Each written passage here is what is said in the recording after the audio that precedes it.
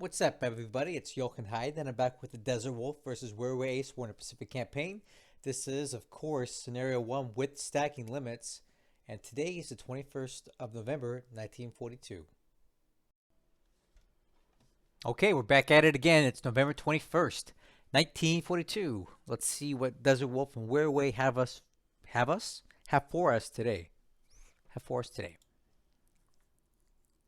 All right, we got some evening Coast Watcher stuff.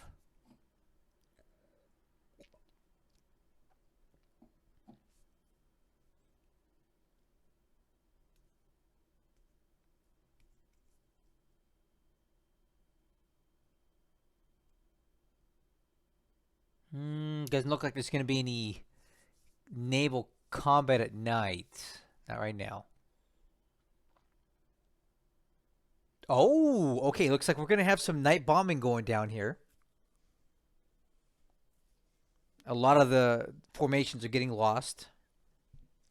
Some are going to make it through, though, I'm sure. Oh, look at this. This is a night bombing by Betty's in Charters Towers? Why? What were they targeting? What the heck? What is this about? What is in Charters Towers that you would want to bomb? Oh, whatever. Okay, got more. Let's see what they're actually trying to hit here.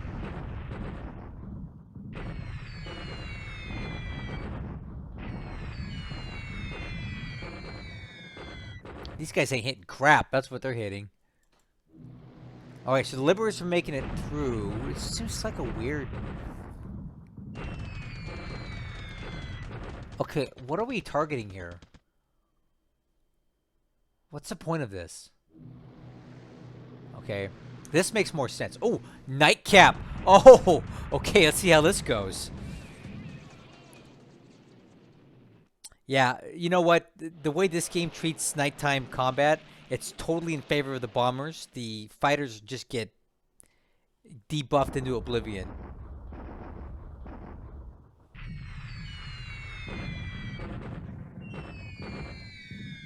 Okay, so the Liberators get in and don't do anything. And the reason we're doing this right now is we have 100% moonlight. So the rules allow for this. Plus, it gives the bombers the most amount of light to hit stuff.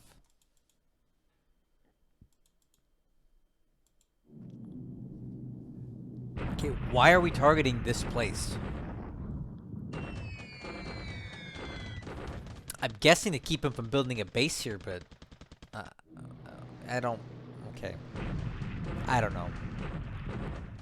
I would have just hit Sion if I was gonna do that.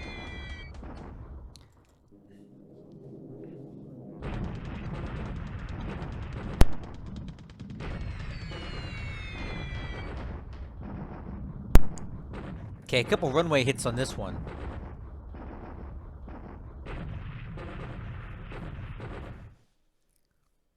Marginally more effective, but not much.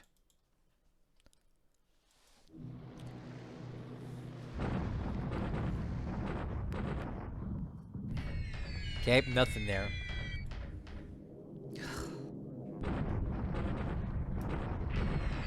A couple runway hits. This doesn't seem worth it. These guys have hit nothing so far. Okay, well, they got something there. One Sonya destroyed on the ground. That's at Kung Chang. I didn't think he even had aircraft base there. So, okay, that now I see what he's targeting. I didn't realize there was aircraft there.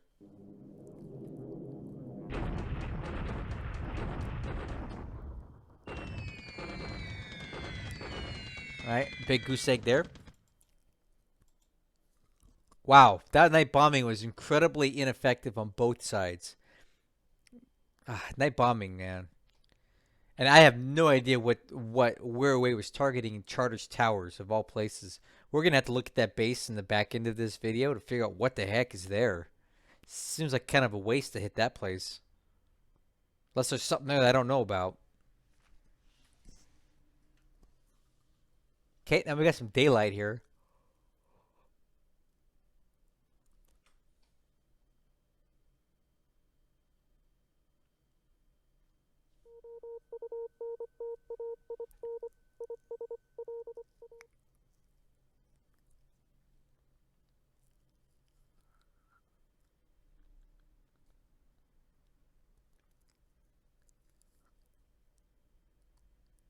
Okay.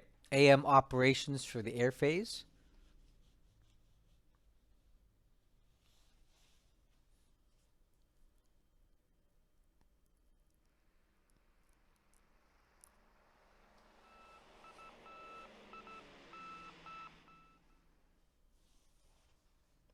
Okay, spotted some subs and such out here.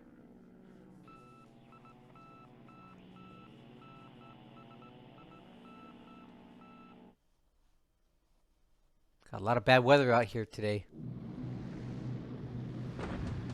Okay, I got a sweep over Lanchow. Big bombing raid, escorted what looks like long-range cap hovering over the cap here. I think he's going to go for another big attack here. That's what we're doing. Okay, very good bombing raid by the Japanese. Coming in nice and low. A lot of casualties, a lot of disruption, and there's long-range cap just kind of flying, orbiting over this place. He's going for it again. He's going to attack again. Okay, let's keep it going.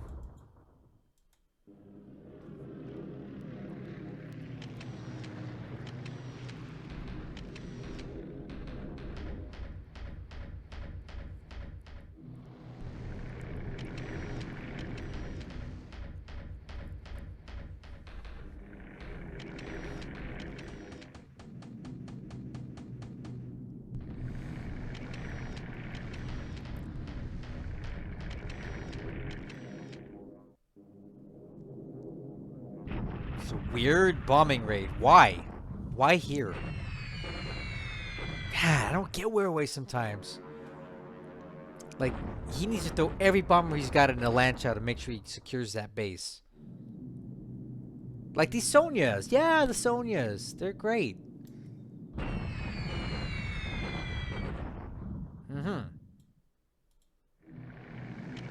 Yeah. He wants it bad. Look at this. Even escorted now. Good. Sonya's attacking here. That won't do much. Yep. Actually, they did nothing.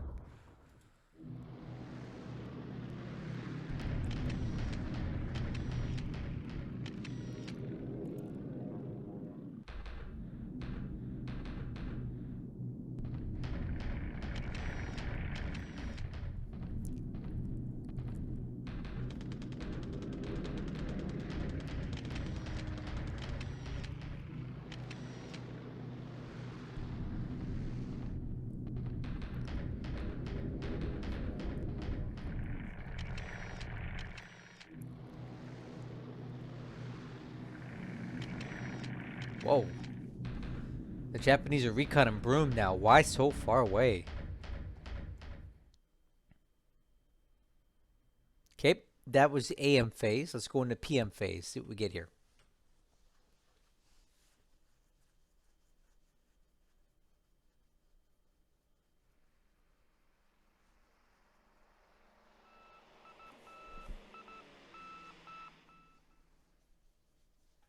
A lot of bad weather today. Look at this. The poor allies, man. They're heavily grounded here.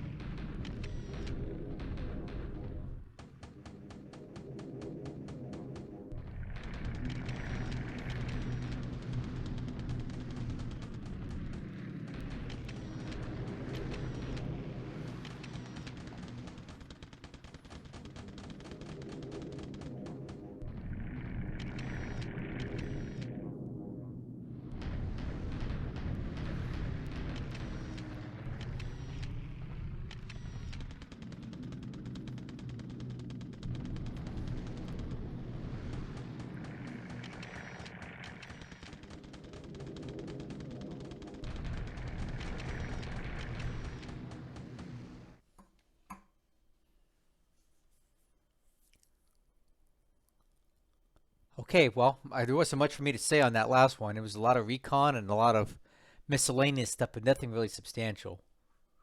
Now we're going to land combat, and I'm positive that Wirraway will attack Lanchow again. He has to, right? All right, let's do it. Come on. Shock attack. There we go. All in, man. Yes. Okay.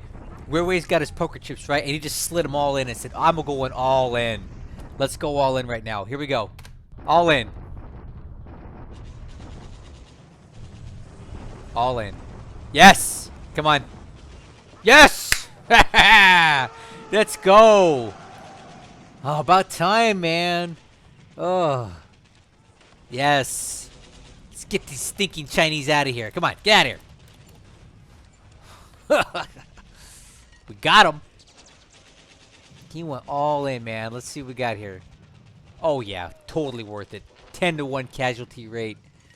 100% worth it, man. Look at this. 2 units destroyed outright. 20 retreated. The Chinese leave their dead strewn all over the battlefield. And Wirraway takes it. He takes it. Ah. Finally something good happened for this poor guy. I feel bad for him. This has been rough watching this. And this is something good. This is something really good. Congratulations, Wirraway. Took you forever, but you finally did it. Oh, and a bombardment. No? Okay. Mm-hmm. Not much to speak of there. Bombardment at Tangi. Doesn't accomplish anything. That's it. You know, but that's fine. We got Lanchow. The sky's the limit from here. Where are we going now? Where's next? Where are we going next? That's what I want to know.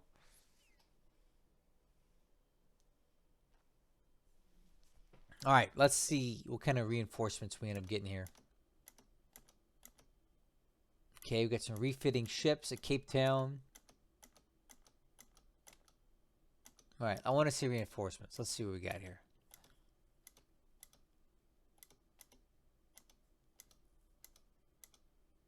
Oh, that's a heavy cruiser, cruiser mine layer, sub chaser, AK cargo ship. The Chinese get a construction regiment. It's cool. Wow. Okay, Wirraway did it, man. He took Lanchow. Thank goodness.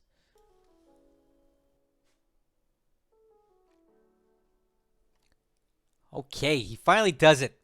Wirraway takes Lanchow. I'm very proud of him. Okay, let's look at the rest of this stuff right now. Aircraft losses for this turn: 3-3. 2 Sonyas. Oh, boo-hoo. Dina. And for the Allies, a P-40K, a B-24D, and a Wirraway, no pun intended, is lost. Top pilots, we have 1 KAA pilot this turn. Army lost points, not so great for the Allies. 76 lost points versus 3 for the Japanese. Ship sunk. Nothing reported this particular turn.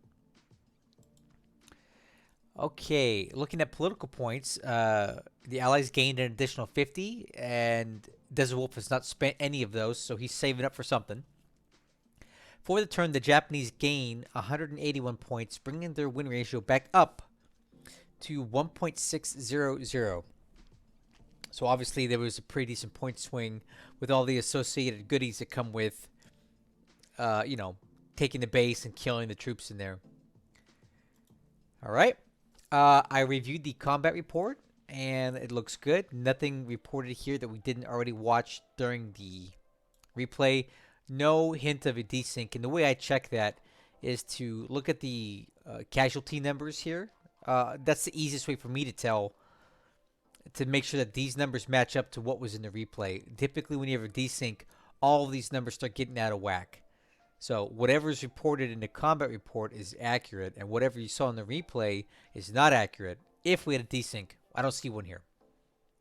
Okay, so again, I saw, you guys can pause the video and look at this for yourself. The one thing that stood out to me was this little goodie right here. 8th Independent SNLF Company planning for an attack on Cocos Islands. And that's over here. and we'll just talk about it now so I don't have to talk about it later. Um, he may be trying to think about invading this, but I think it'd be a tough nut to crack because the fortification level is 6, which is pretty insane. Uh, it's really high, and he's got 5,000 troops there, so I don't even know how he would even land and take this place, and it's an atoll. So on top of that, you're going to be dealing with a shock attack, so he'd have to come in so heavy.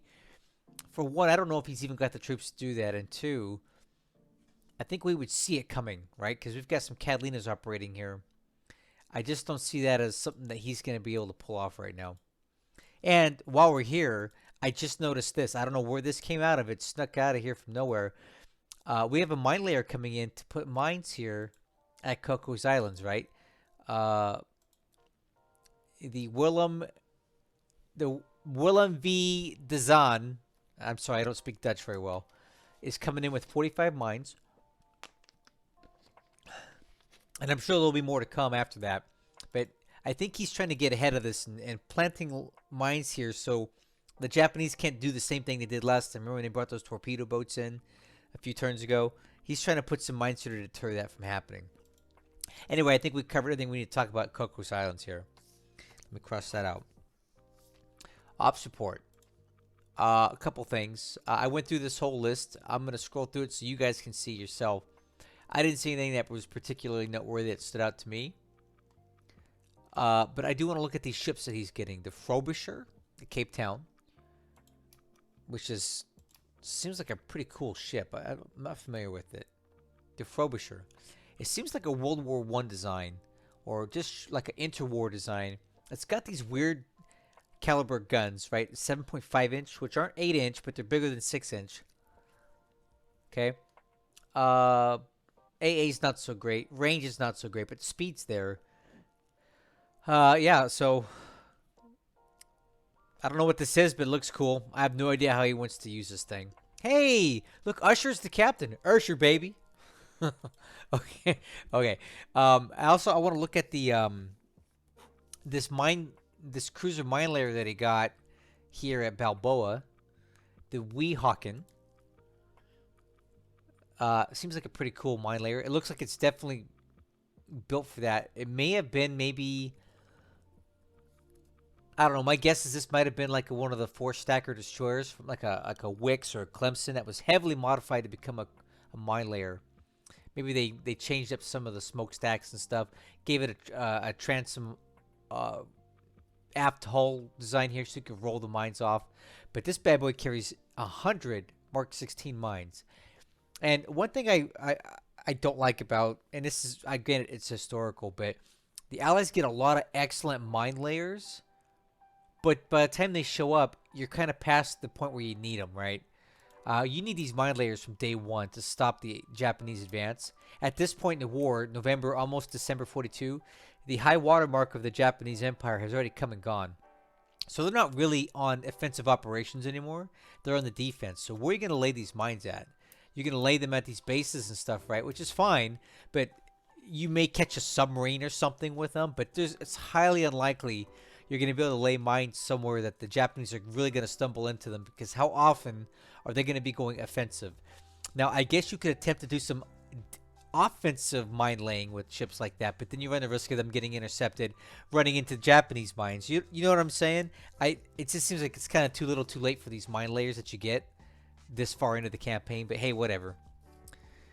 Okay, the one last thing I want to discuss before I forget is Charter's Towers.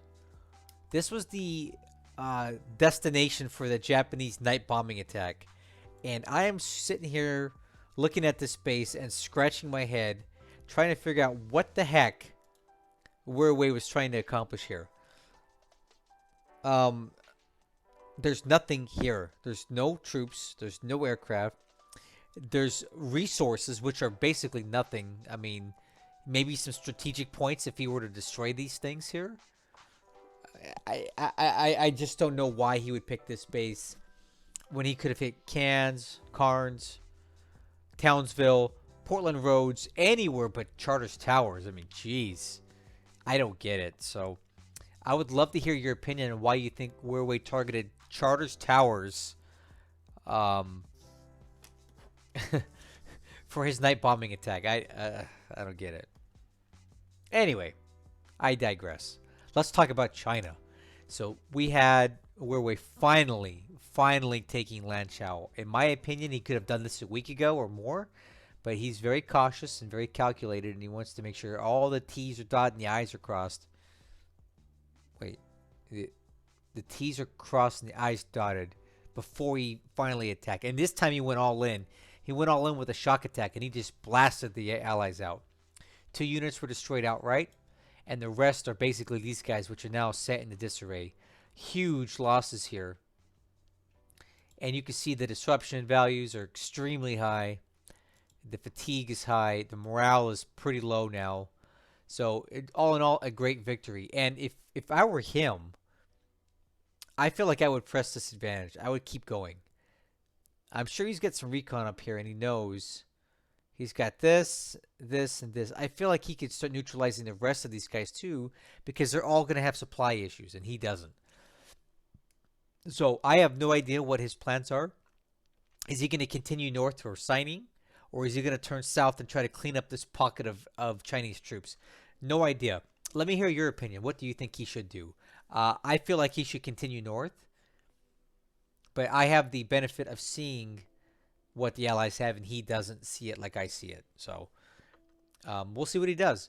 Now, one last thing I want to point out to you before I continue moving around is this. These AT regiments, right? I am unsure as to why Desert Wolf is moving these guys to Urumqi, right? They're both heading up there. Urumqi is way the F up here. And it's sitting on a ton of supply, a ton of fuel, a ton of everything. Because basically, it can't move anything south because it's blocked here by the Japanese. But why is he moving these guys up here? Is it just to protect this oil field? I mean, that's all I can think of. Right now, he's got 287 AV sitting in this hex. He's got no fortification, which I don't like. I don't know what's going on here. I don't know why he's sending these AT units up north. And what is it about Urumqi that's that important? I don't know. Let me know. I'm sure Desert Wolf is going to let me know on Discord when he hears this. He'll have a good explanation. But if you think you know what it is, by all means, hit me with it.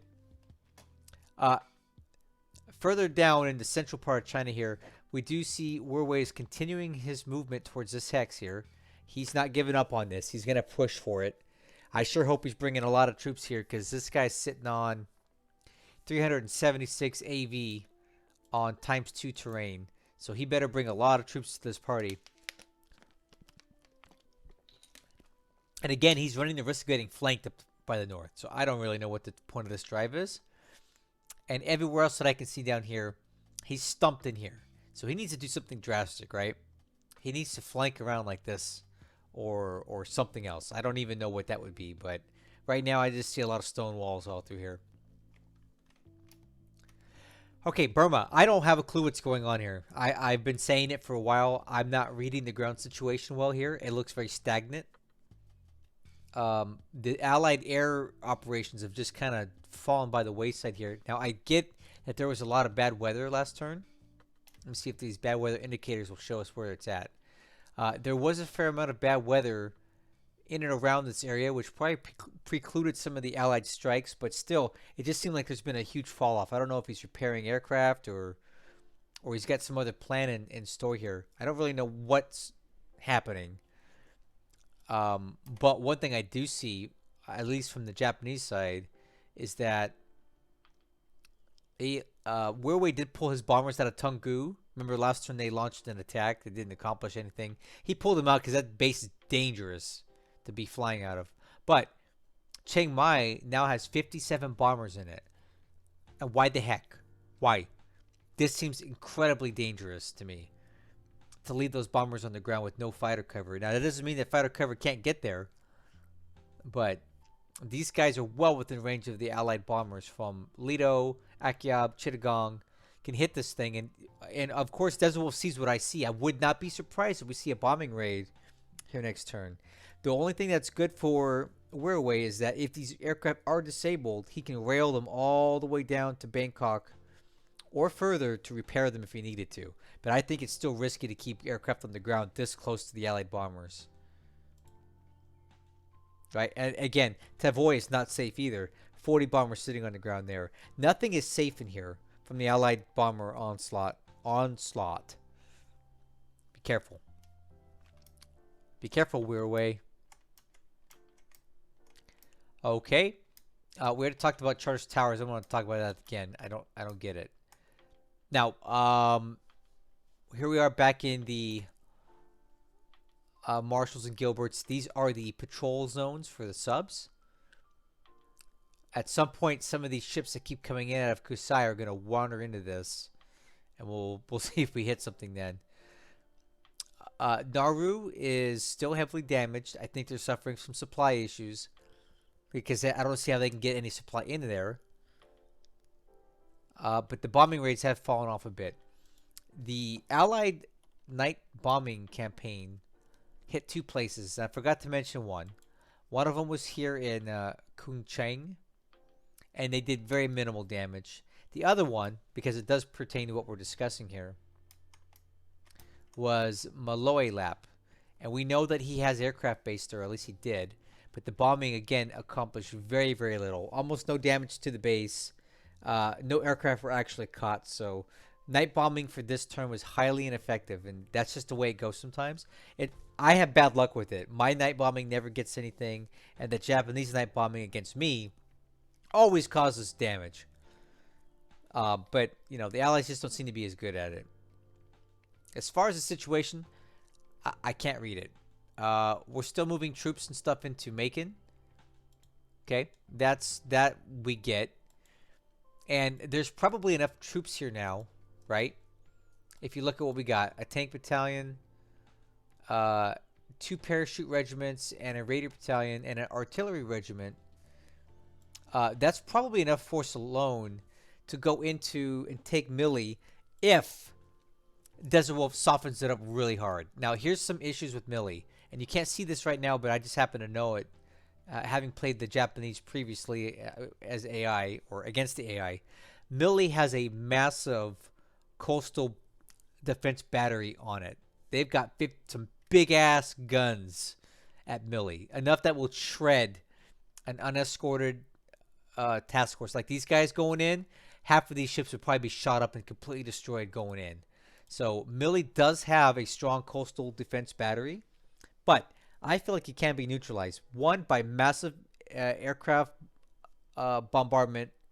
All of these 4-engine bombers, just throw them nonstop at Mili, right? Sweep it from Tarawa with Bong and friends. That sounds funny. Sweep it with Bong and friends. Hit it really hard with the bombers, and let's blow the dust off of these guys. Check this out. Where are they at? Right here. Revenge, Royal Sovereign, Ramillies, Resolution. We got 4 R-class battleships that are packing some 15-inch guns. And these ships can tank those hits. These guys can go in, shore bombard Mili, take a couple hits from those 15-inch guns if necessary. And it'll damage it but not sink those ships. They have armor. And probably blow up a lot in return. So here's what I'm advocating for if Desert Wolf is even interested in hearing it. Switch all your aircraft to leveling Mili as a base.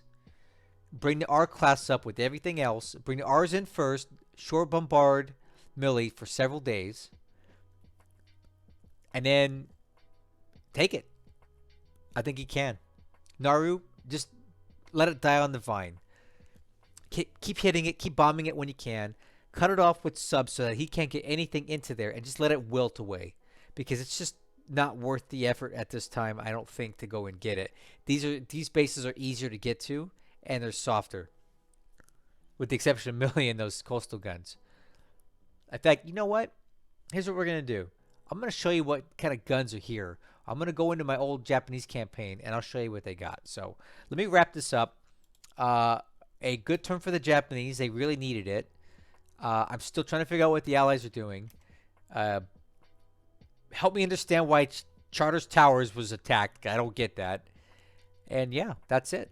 I'm gonna go ahead and switch over to the Japanese thing so I can show you what Mili's got, and then we're gonna be done. Hold on. Okay, so I'm looking at my old AI game, and um, okay, uh, this is worse than I thought. Look at this. Yikes, man. That's a lot of guns here. We got some 15 centimeter guns, 14 centimeter guns, 12 centimeter guns. So, um, yeah, okay. They're not battleship. I thought I said, did I say 15-inch guns? I meant 15 centimeters. So these are basically 6-inch guns, 5-inch, 5.5-inch guns, and some 5-inch guns, right? But there's a lot of them. So these are a little dangerous to just soft skin troop ships. But if you bring those R's in here, right? If you're the allied player, the R's can easily tank these guns, right? I mean, they've got armor for this. This is basically a light cruiser set of armament here. So bring the R's in, neutralize these guns, bomb them into oblivion, and then you come in and you can land here. So while this is definitely uh, uh, um, a strong battery, it's not insurmountable. It is pretty good. Anyway, yeah, that's it. Catch you guys on the next one.